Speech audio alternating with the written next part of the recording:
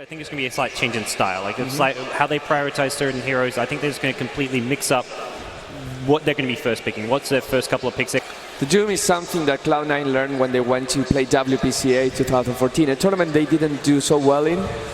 They qualified in the group stage, but they... the group stage did poorly, lost in the first round. Exactly. So they come back and they say, well, what did you learn from China? And he's like... when needed. I think this is where Navi's actually had their success. We talked about the Razor stats. I think this is a good pick for Cloud9. Yeah, it is. I mean, it proved to work yesterday, but at the same time, Navi might or might not be happy about this. You can see that the concentration on Cloud9's faces is there just in the bans and picks. And actually, it looked like Eternal Envy was the captain doing the bans and picks. And it used to be more Pylai Dai a while ago, I would say. But maybe they just communicate and it doesn't really matter who's pressing the buttons. But we go into the next phase of the bans. And they're going to remove the Visage Navi from Cloud9, which is pretty typical. It's what you do, just removing that dangerous combo that Cloud9... side, you generally want to get some ability that helps you, whether it's the Death Prophet, the Shadow Shaman, the Templar Assassin for the minus armor. Something Navi probably maybe going to... huge priority. They will try and trade for towers or for kills, and not necessarily for the big guy with the Aegis. Yeah. You get the Sun King and the AA that combo so well with Faceless Void, and they create so much teamfight potential that Cloud9 can still sip away and just push your towers. But yeah, I agree with you, Shiva, as well. If the Skywrath Mage can still work very well on the Cloud9 lineup, so the fact it's still there, it's a good hero to put with the Shadow Shaman, because that's, you know, it helps with the... in style I think Navi needed coming into the main event.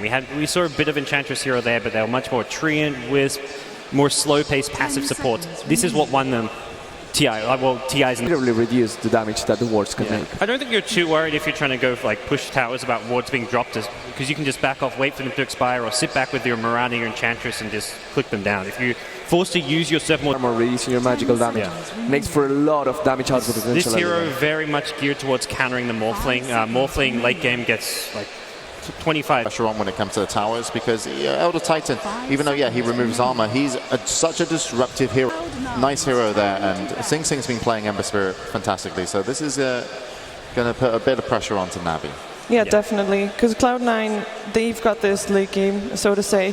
Navi has a lot of pressure on to make it possible, so I think there's going to be a lot of pressure on this Doom, because Navi are going to look at this and be like, Doom is the key hero for Cloud9. Yeah. At least it's not Hobos Lino, right? We saw that once. Yeah, well, he drafted that game as well and picked himself. There they did get some, they secured a great mid lane for Hobos, like you said, but apart from that... How do you draft your way out of this? One game away from elimination. It's going to be the end of an era, because this is the Navi that was to every single finals since the international one. No matter what happens, if they're out today, this is a door that closes and another new one that opens. So motivation, you have it all. Such a strong core. You have a guy Doom that will disable any carry, any mobile hero, any hero that you can focus or needs to focus you, is going to be disabled, and Shadow Shaman brings so much with those wards. Long game to go with that. Last two games were 2-0. I'd like to see a game 3. I don't... Main event, Navi or Cloud9, it's going to come down to one game, Sind.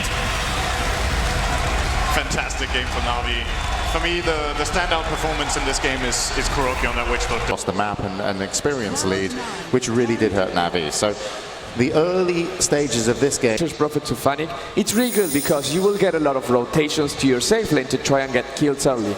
But as split pushing later on, I'm not... From the cogs, from the Mystic Flare as well, from the Skywrath Mage, and a hero that can help them. But we'll have to see. It sounds like they're loading in. Communications going across, so biggest game... For some of these players, they had to watch on the spectator lines during TI2, and then in TI3, some of them may have managed to get there, and now this team has undergone many different names, but now it's here as Cloud9, and they advance themselves through the first round of the lower bracket, and to play up against VG Gaming later today. Just an absolutely outstanding performance from the entirety of Cloud9 in this game. The whole strategy really came together.